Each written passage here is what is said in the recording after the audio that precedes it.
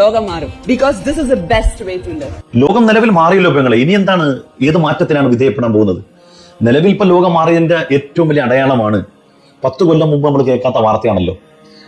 20 വയസ്സ് തികയാത്ത കുട്ടി ഒരു കുടുംബത്തിന് 5 പേരെ ചുറ്റിക കൊണ്ട് നിഷ്ഠൂരമായി അടിച്ചു കൊലപ്പെടുത്തുന്നു. MDMA ലഹരിയിൽ ഗർഭം ചുമന്ന ക്യാൻസർ രോഗിയായിരുന്ന സ്വന്തം മാതാവിനെ മകൻ വെട്ടിക്കൊലപ്പെടുത്തുന്നു.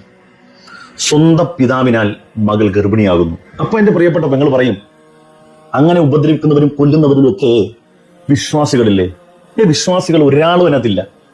വിശ്വാസികളുടെ പേര് സ്വീകരിച്ചവർ, ഏതെങ്കിലും മതത്തിന്റെ പേര് സ്വീകരിച്ചവരുണ്ടാകും, അവർ വിശ്വാസികളല്ല. കാരണം വിശ്വാസത്തിന്റെ ഡെഫിനിഷൻ എന്ന് പറഞ്ഞാൽ ഒരു ആദർശത്തെ നെഞ്ചേറ്റുകയും പൂർണ്ണാർത്ഥത്തിൽ അതിനെ അനുധാവനം ചെയ്യുന്ന, ഫോളോ ചെയ്യുന്ന ആളാണ്.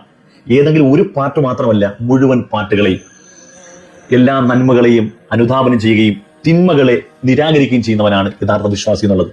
അപ്പൊ സത്യത്തിൽ അവനിൽ വിശ്വാസം കുറയുന്നത് കൊണ്ട് ദൈവമില്ല, എന്നെ ചോദ്യം ചെയ്യാൻ ആരുമില്ല, എനിക്കിവിടെ ഒരേ ഒരു ജീവിതമേ ഉള്ളൂ, ഇനി മരണാനന്തരം ഒരു ജീവിതമില്ല, ഈ ഭൂമിയിലെ ആകെ ഉള്ളൊരു ജീവിതം, എന്തെല്ലാം ആസ്വദിക്കാൻ പറ്റുമോ അതെല്ലാം ആസ്വദിക്കണം. അത് MDMA ആയാലും മദ്യമായാലും മയക്കുമരുന്നാലും ആസ്വദിക്കണം. ഈ ആസ്വാദനവും അനുഭൂതിയൊക്കെ അവൻ അനുഭവിച്ചതിന് ശേഷം അവന്റെ മസ്തിഷ്കം അവനോട് എന്താണോ പറയുന്നത് ആ സമയത്ത്, അത് തല്ലാനാണെങ്കിൽ തല്ലാൻ, കൊല്ലാനാണെങ്കിൽ കൊല്ലാൻ അവൻ ചെയ്യും. അവൻ എന്തുകൊണ്ട് ചെയ്യുന്നു വെച്ചാൽ അവനിൽ വീണ്ടും വിചാരമില്ലാതായി പോയി. ഞാൻ ഈ ചെയ്യുന്നതൊക്കെ തെറ്റാണ്, തിന്മയാണ്, ഇതൊക്കെ നാളെ ചോദ്യം ചെയ്യപ്പെടും എന്നുള്ളൊരു ബോധം അവൻ ഇല്ലാതായി പോയി. അങ്ങനെയുള്ള മനുഷ്യർക്ക് ഇത് ചെയ്യുന്നതുകൊണ്ട് എന്താണ് തെറ്റ്? നിങ്ങളുടെ കാഴ്ചപ്പാടിൽ, വ്യക്തിപരമായിട്ട് ഞാൻ എന്റെ പ്രിയപ്പെട്ട സഹോദരി ചോദിക്കുകയാണ്, നിങ്ങളുടെ കാഴ്ചപ്പാടിൽ നിയമപരം, ഇപ്പൊ ഈ രാജ്യത്ത് പലതരത്തിലുള്ള നിയമങ്ങളുണ്ട്, ആ നിയമമില്ലായിരുന്നു എങ്കിൽ നിങ്ങളുടെ യുക്തിബോധം ഉപയോഗിച്ച് ഇതൊക്കെ തെറ്റാണ് നിങ്ങൾ എങ്ങനെ പറയും? ഇപ്പം സിന്തറ്റിക് ലഹരി, രാസലഹരി, അതൊരു വ്യക്തിയെയും സമൂഹത്തെയും ഇല്ലാതാക്കുന്നതുകൊണ്ടാണ് അത് ചെയ്യാൻ പാടില്ല, അത് ഉപയോഗിക്കാൻ പാടില്ല എന്ന് നമ്മുടെ നിയമ സംവിധാനങ്ങൾ പറയുന്നത്. എന്നാൽ ഒരാളുടെ സ്വകാര്യതയും ഒരു പ്രൈവറ്റ് സ്പേസിൽ ഈ സാധനം ഒരാളുടെ കൈ കിട്ടി, ഈ സംസാരിക്കുന്ന പ്രിയപ്പെട്ട പെങ്ങൾ അവിടെ ഇരിക്കുകയാണ്. അപ്പൊ പോലീസും മറ്റുള്ള കാര്യങ്ങളും ഒരു സംവിധാനവും അവനെ പൂട്ടാനില്ല, വളരെ അവന്റെ പ്രൈവറ്റ് സ്പേസിലാണ്. നിങ്ങൾ അവരോട് ഇത് ചെയ്യാൻ പാടില്ല എന്നുള്ളത് നിങ്ങളുടെ ഏത് യുക്തിയുടെ അടിസ്ഥാനത്തിൽ, ഏത് ധാർമ്മിക ചിന്ത കൊണ്ട് പറയും? എങ്ങനെ പറയും ഇത് തെറ്റാണ്? നിങ്ങൾ എങ്ങനെ പറയും? നിന്റെ ശരീരത്തിന് കേടുവരുത്തുമെന്നൊക്കെ എല്ലാം അതിന്റെ അപ്പുറത്തേക്ക് വല്ലതും പറയാൻ പറ്റുമോ? അവനിക്ക് അങ്ങനത്തെ ഒരു പേടിയൊന്നും ഇല്ല എങ്കിൽ നിങ്ങൾക്ക് അവനോട് ഏത് അടിസ്ഥാനത്തിലാണ് ഇത് തിന്മയാണ്, ഇത് തിന്മയാണ് നിങ്ങൾ എങ്ങനെ പറയും? കാരണം ഒരു ജീവിതമല്ലേ ഉള്ളൂ, ഈ ജീവിതത്തിൽ എന്തെല്ലാം ആസ്വദിക്കാം അവർക്ക് ആസ്വദിക്കണം. ഇത് തിന്മയാണ്, ഇത് തെറ്റാണ് നിങ്ങൾ എങ്ങനെ പറഞ്ഞു? എന്നാൽ 33 വയസ്സുണ്ടെങ്കിൽ ഒരു ലഹരിയും ഞാൻ ഉപയോഗിച്ചിട്ടില്ല. എന്തുകൊണ്ട് ഉപയോഗിക്കുന്നില്ല എന്ന് ചോദിച്ചാൽ എന്റെ വിശ്വാസം എന്നിൽ തീർത്ത പരിവർത്തനമാണ്. എനിക്ക് ഈ ജീവിതം മാത്രമല്ല, ഈ ജീവിതത്തിന് ശേഷം ഒരു മരണാനന്തര ഒരു ജീവിതമുണ്ട്. ഇതൊരു പരീക്ഷണ ജീവിതമാണെന്നും ഇതിന്റെ റിസൾട്ട് നാളെ മരണാനന്തരമാണെന്നും അവിടെ ഇതൊക്കെ ചോദ്യം ചെയ്യപ്പെടും. ദൈവം കൽപ്പിച്ച കാര്യങ്ങൾ ചെയ്യുകയും വിരോധിച്ച കാര്യങ്ങളെ വിടുകയും വേണമല്ലോ. എന്തുകൊണ്ട് അവൻ ലഹരി പദാർത്ഥങ്ങളെ വിരോധിച്ചു, നീ എന്തുകൊണ്ട് അത് ഒഴിവാക്കിയില്ല എന്നുള്ള ചോദ്യത്തെ ഭയപ്പെട്ടിട്ട് ഞാൻ ചെയ്യാത്തതാണ്. അത് എന്നിൽ തീർക്കുന്ന നല്ല ഗുണമല്ലേ, എന്റെ വിശ്വാസം കൊണ്ട് എനിക്ക് കിട്ടിയതല്ലേ. അതുകൊണ്ട് ഞാൻ അനുഭവിക്കുന്ന സ്വാതന്ത്ര്യം എന്താണ്? ഞാൻ എന്ന് പറയുന്ന വ്യക്തി അനുസരിച്ചില്ല, എന്നെ കൊണ്ട് സമൂഹത്തിന് ദ്രോഹവും ഇല്ല. ഇവിടെ പിന്നെ എന്താണ് പ്രശ്നം? ആ ഒരു സോഫ്റ്റ്വെയർ ഉണ്ടല്ലോ, ദൈവം ആ ഒരു സോഫ്റ്റ്വെയർ എടുത്തു കളഞ്ഞാൽ ഭയങ്കര സുഖം ജീവിക്കാം. It's very nice, very pleasant, because you have the freedom. Freedom എന്താണെന്ന് അറിയണമെങ്കിൽ അതിനുശേഷമാണ് നമ്മൾ അറിയാം ഫ്രീഡം. അത് കുറെ കാലം അത് ആചരിച്ചു വന്നവർക്ക് അതൊന്ന് മാറുമ്പോഴൊരു ഫ്രീഡം ഉണ്ട്. Just try that once. ആരെയും പേടിക്കാതെ കാര്യങ്ങൾ നല്ല ഫ്രീഡം കിട്ടും. ആരെയും ബോധിപ്പിക്കണ്ട, ഒരാളോടും കെട്ടുപാടും ചുറ്റുപാടുകളൊന്നുമില്ല. ഓക്കെ, ശരി ശരി ശരി, ഞാൻ അംഗീകരിക്കുന്നു. നിങ്ങൾ പറഞ്ഞത് പ്രകാരം ഞാൻ ഈ വിശ്വാസത്തെ ഉപേക്ഷിച്ചെന്ന് വിചാരിക്കാം. ഉപേക്ഷിച്ചു കഴിഞ്ഞ് എന്റെ ജീവിതത്തിന്റെ നല്ലൊരു കാലഘട്ടവും മതവിശ്വാസത്തിനെതിരെ നിങ്ങൾ ദൈവവിശ്വാസം ഒഴിവാക്കണം, അതാണ് ഫ്രീഡം, അതാണ് സന്തോഷം എന്നൊക്കെ പറഞ്ഞ് ഞാൻ പ്രസംഗിച്ചു നടന്നു. ഒരു 50 കൊല്ലം ഞാൻ പ്രസംഗിച്ചു നടന്നു. സമൂഹത്തിന് എന്തായിരിക്കും ഗുണം? എന്തുകൊണ്ടാണ് ആ ചോദ്യം ചോദിച്ചാൽ അറിയോ?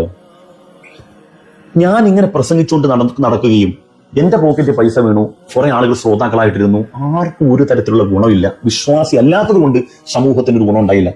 പക്ഷെ ഞാൻ ഒരാളെ കണ്ടു, ഒരു വിശ്വാസിയെ. നോക്കൂ നിങ്ങൾ, ജീവിതത്തിൽ എത്തിപ്പെടാവുന്ന ലക്ഷറി ലൈഫ് അനുഭവിച്ചിട്ടുള്ള വ്യക്തിയാണല്ലോ അങ്ങ്. പക്ഷെ തട്ടുകട പൊളിച്ചു മാറ്റപ്പെട്ട അമ്മയുടെ വേദന, അഗതികളുടെ നൊമ്പരങ്ങൾ, ഇങ്ങനെ പല പ്രശ്നങ്ങളിലും സഹായഹസ്തമായി അങ്ങ് എത്താറുണ്ട്. എങ്ങനെയാണ് പാവപ്പെട്ടവരുടെ പ്രശ്നങ്ങൾ പരിഹരിക്കുവാൻ സമയം കണ്ടെത്തുന്നത്? നിങ്ങൾ മതത്തെക്കുറിച്ച് പഠിക്കുക. മതം പറയുന്നു, നീ സമ്പാദിക്കുന്നതിൽ 2.5% പാവപ്പെട്ടവൻ്റെതാണ്. നീ 100 ഉറുപ്പിക സമ്പാദിച്ചിട്ടുണ്ടെങ്കിൽ, അല്ലെങ്കിൽ 1,00,000 ഉറുപ്പിക നീ സമ്പാദിച്ചിട്ടുണ്ടെങ്കിൽ ഒരു കൊല്ലം, അതിന്റെ 2.5% നീ പാവപ്പെട്ടവർക്ക് കൊടുത്തില്ലെങ്കിൽ ഇത് വൈറ്റ് മണി ആവൂല. ഇദ്ദേഹം ഒരു മുസൽമാനാണ് കേട്ടോ. ഇദ്ദേഹം ഉയർത്തിപ്പിടിക്കുന്ന അദ്ദേഹത്തിന്റെ മാനിഫെസ്റ്റോയായ വിശുദ്ധമായ ഖുർആൻ, ആ ഖുർആന്റെ കൽപ്പനകളെയാണ് അദ്ദേഹം അനുധാവനം ചെയ്യുകയും സമൂഹത്തോട് പറയുകയും ചെയ്തത്. എന്താ പറഞ്ഞത്? നിങ്ങൾ ചിന്തിച്ചു നോക്ക്. ഒരാൾ കഷ്ടപ്പെട്ട് അധ്വാനിക്കുന്ന പണത്തിന്റെ ഒരു വിഹിതം പാവങ്ങൾക്ക് കൊടുക്കണം. നിങ്ങളുടെ ഏത് ധാർമ്മിക സിദ്ധാന്തത്തിലാണ് ഇതുള്ളത്? നിങ്ങൾ ഏത് യുക്തിബോധത്തിലാണ് ഇത് ചെയ്യണമെന്നുള്ളത്? ഇതൊരു മതവിശ്വാസി ആയതിന്റെ ഗുണമല്ലേ? അദ്ദേഹം വിശ്വാസിയായതുകൊണ്ട് സമൂഹത്തിന് കിട്ടിയ ഗുണമല്ലേ? യൂസുഫ് അലി സാറ് നല്ലൊരു വിശ്വാസി ആയതുകൊണ്ട് സമൂഹത്തിന് കിട്ടിയ ഗുണമല്ലേ? അപ്പൊ അയാൾ വിശ്വാസിയാകുന്നത് കൊണ്ട് എന്തെങ്കിലും കുഴപ്പമുണ്ടോ? അദ്ദേഹം ഇതിൽ നിന്ന് ആനന്ദം കണ്ടെത്തുകയും ഇതാണ് ഫ്രീഡം എന്നാണ് അദ്ദേഹം വിശ്വസിക്കുന്നത്. ഇതിലെന്തെങ്കിലും കുറ്റമുണ്ടോ? എന്ന് മാത്രമല്ല, ഞാൻ പിന്നെയും മുന്നോട്ട് നോക്കിയപ്പോൾ വേറൊരാളെ കൂടെ കണ്ടു. ബോക്സിംഗിൽ തന്റെ എതിരാളിയെ 2-3 പഞ്ച് കൊണ്ട് ഇടിച്ചു നിരത്തുന്ന കേഷ്യസ് ക്ലേ കറുത്തവർഗക്കാർ അനുഭവിച്ച പീഡനത്തിന്റെ പേരിൽ പഠിച്ചും മനസ്സിലാക്കി തനിക്ക് ലഭിച്ച അവാർഡുകളെ സാഗരത്തിലേക്ക് വലിച്ചെറിഞ്ഞ കേഷ്യസ് ക്ലേ ചരിത്രത്തിൽ മുഹമ്മദ് അലി മാറി. മുഹമ്മദ് അലി ക്ലേ പറയാറുണ്ട്, ഞാൻ ചീനി വലിക്കാറില്ല, ഞാൻ പുകവലിക്കാറില്ല, പക്ഷെ എന്റെ കയ്യിൽ എപ്പോഴും ഒരു തീപ്പെട്ടി ഉണ്ടാകും. ആ തീപ്പെട്ടി ഞാൻ ഉപയോഗിക്കുന്നത് എന്തിനാണെന്നറിയാമോ? എനിക്ക് ദുഷിച്ച ചിന്തകൾ വരുമ്പോ, ഹറാമുകളുടെ ചിന്തകൾ വരുമ്പോ, അന്ന് വിലക്കിയ ചിന്തകൾ വരുമ്പോ, അന്ന് വെച്ച അതിർവരമ്പുകളെ ലംഘിക്കാൻ എനിക്ക് തോന്നുന്നു, ഞാൻ ആ തീപ്പെട്ടി ഓപ്പൺ ചെയ്യും, അതിൽ നിന്നൊരു തീപ്പെട്ടി കൊള്ളിയെടുക്കും, എന്നിട്ട് ഞാൻ അതൊന്ന് ഒരവി കത്തിക്കും, എന്നിട്ട് ഞാൻ എന്റെ ഉള്ളം കൈയിൽ ഇങ്ങനെ വെക്കും, എന്നിട്ട് ഞാൻ എന്റെ കൈവലിക്കും, എന്നിട്ട് ഞാൻ എന്നോട് ചോദിക്കും, ഒരു തീപ്പെട്ടി കൊള്ളിയിലെ ഇത്തിരി വരുന്ന തീ സഹിക്കാനാവാത്ത നീയാണോ രാജകൊട്ടാരങ്ങൾ കണക്കെ തീപ്പരിയുള്ള നരകം, മഞ്ഞ ഒട്ടകക്കൂട്ടങ്ങൾ ചിന്ന ഭിന്നമാകുന്ന നരകം, ആ നരകത്തിന്റെ ചൂട് സഹിക്കുന്ന ഒരൊറ്റ പഞ്ചിന് എതിരാളികളെ അടിച്ചമർത്തുന്ന, ഇടിച്ചു വീഴ്ത്തുന്ന വ്യക്തിയാണ്. ഒരു വിശ്വാസം അദ്ദേഹത്തിന്റെ ഉള്ളിൽ തീർത്ത പരിവർത്തനം കൊണ്ട് ഈയല് പോലെ വിറക്കുന്ന, ഒറ്റക്കിരുന്ന് കരയുന്ന, സങ്കടപ്പെടുന്ന, ലഹരി പദാർത്ഥങ്ങൾ ഒഴിവാക്കുന്ന ഒരു മനുഷ്യനായി ആ വ്യക്തി മാറി എന്നുള്ളത് ഇപ്പം അദ്ദേഹം അനുഭവിക്കുന്നതല്ലേ യഥാർത്ഥ ഫ്രീഡം എന്നുള്ളത്. അപ്പൊ അദ്ദേഹത്തിന്റെ വിശ്വാസം കൊണ്ട് അദ്ദേഹത്തിന് എന്തെങ്കിലും കുഴപ്പമുണ്ടോ? അദ്ദേഹത്തിന്റെ വിശ്വാസം കൊണ്ട് അദ്ദേഹം സമൂഹത്തിൽ നല്ലൊരു മനുഷ്യനായല്ലേ മാറിയത്? ഇവിടെ എന്താ ഇപ്പൊ പ്രശ്നം എന്താണ്? ഇനി ഒന്നുകൂടി, ഒരു യുക്തിവാദിയെ സംബന്ധിച്ച് അയാൾ ഏതെങ്കിലും ഒരു തെറ്റ് ചെയ്താൽ അയാൾക്ക് അതിനകത്ത് എന്തെങ്കിലും ഒരു പശ്ചാത്തലം തോന്നും? തെറ്റെന്ന് പറയുന്ന സാധനം യുക്തിവാദത്തിൽ ഇല്ലല്ലോ. അവർക്ക് ഭരണഘടനാപരമായ തെറ്റും നിയമ വാഴ്ചയ്ക്ക് എതിരായി ചെയ്യുന്ന തെറ്റും മാത്രമേ തെറ്റുള്ളൂ.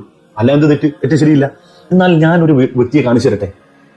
നോക്കൂ നിങ്ങൾ, എന്തിനായിരിക്കും ഈ മനുഷ്യൻ കരയുന്നത്? എന്തിനാ കരയുന്നത്? ഒറ്റക്കിരുന്ന് ഇങ്ങനെ ഈ മനുഷ്യൻ എന്തിനാ കരയുന്നത്? നോക്ക്, ഈ ചെറുപ്പക്കാരൻ എന്തിനായിരിക്കും കരയുന്നത്?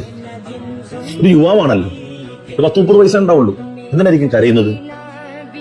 അതായത് തന്റെ ഭൂതകാലത്തിൽ താൻ ചെയ്തു പോയ തെറ്റ്, അവന്റെ വിശ്വാസപ്രകാരം അവൻ ചെയ്ത തെറ്റുണ്ട്. എന്തൊക്കെയാണ് ആ തെറ്റ്? ഉദാഹരണം, അത് കൊലപാതകമോ കള്ളുകൂടിയോ വിചാരം മാത്രമല്ല, തന്റെ നോട്ടം കൊണ്ട് പോലും മറ്റൊരാൾക്ക് ബുദ്ധിമുട്ടുണ്ടായാൽ അതവൻ ചെയ്യുന്ന തെറ്റാണ്. വാക്കുകൊണ്ട് പാടില്ല, നോക്കുകൊണ്ട് പാടില്ല, ആറ്റിറ്റ്യൂഡ് കൊണ്ട് പാടില്ല, അംബീഷൻസ് കൊണ്ട് പാടില്ല. അങ്ങനെ ചെയ്തു പോയ തെറ്റ് എന്നെ സൃഷ്ടിച്ച ഉടയ തമ്പുരാന്റെ മുന്നിൽ ഞാൻ കണക്ക് പറയേണ്ടി വരും എന്നുള്ള ബോധ്യത്തിൽ നിന്നാണ് ഒരു മനുഷ്യന്റെ കണ്ണ് നനഞ്ഞു പോകുന്നത്. ഒരു യുക്തിവാദിക്ക് അങ്ങനത്തെ വീണ്ടും വിചാരം ഉണ്ടാവും.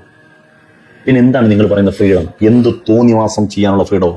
ആ ഫ്രീഡം ദയവ് ചെയ്ത് നമുക്ക് വേണ്ട. ഒരു നന്മയും ചെയ്യാത്ത, ഒരു നന്മയും പ്രേരിപ്പിക്കാത്ത, സമൂഹത്തിന് ഒരു ഗുണമില്ലാത്ത ഈ വിശ്വാസരാഹിത്യം കൊണ്ട് സമൂഹത്തിന് ഒരു തരത്തിലുള്ള നേട്ടമില്ലാത്തത് കൊണ്ട് ഞാൻ ആ ഫ്രീഡത്തിലേക്ക് നടക്കാനല്ല ആഗ്രഹിക്കുന്നത്. മറിച്ച് എന്നിൽ ഒരു വിശ്വാസം ഉണ്ടാവുകയും ആ വിശ്വാസം കൊണ്ട് നന്മ ചെയ്യുകയും നന്മ കൽപ്പിക്കുകയും അതുവഴി കിട്ടുന്ന മാനസികമായ ഒരു ആനന്ദം ഉണ്ടല്ലോ, ഒരു പ്രതീക്ഷയുള്ള ജീവിതം. ഞാൻ ഈ ചെയ്യുന്ന സുഹൃത്തുക്കൾക്കൊക്കെ എനിക്ക് പ്രതിഫലം കിട്ടുമെന്നുള്ള ആ ഒരു സന്തോഷം, ആ സന്തോഷം കൊണ്ട് എന്തെല്ലാം നേട്ടങ്ങൾ ഉണ്ടാകും? സ്വന്തം മാതാപിതാക്കൾക്ക് പരിചരണം നടത്താനുള്ള ആ ഒരു കാഴ്ചപ്പാട് എനിക്കുണ്ടാകും. സഹജീവിയെ സ്നേഹിക്കാൻ തോന്നും. ഞാൻ അധ്വാനിച്ചതിൽ നിന്ന് ഒരു വിഹിതം മറ്റുള്ളവർക്ക് കൊടുക്കാൻ എൻ്റെ മനസ്സിൽ അത്തരം വിശ്വാസം കൊണ്ട് പ്രേരകമാകും. ഈ കിട്ടുന്ന ഫ്രീഡമാണ് യഥാർത്ഥത്തിൽ എനിക്ക് ആസ്വദിക്കാൻ കഴിയുന്ന ഫ്രീഡം. മറ്റൊന്നും എന്നെ ആസ്വദിപ്പിക്കുന്നതല്ല, എൻ്റെ കാലവും എൻ്റെ ജീവിതവും നശിപ്പിച്ച് കളയുന്നതെന്നുള്ളതാണ് എൻ്റെ പഠനത്തിൽ എനിക്ക് മനസ്സിലായത്.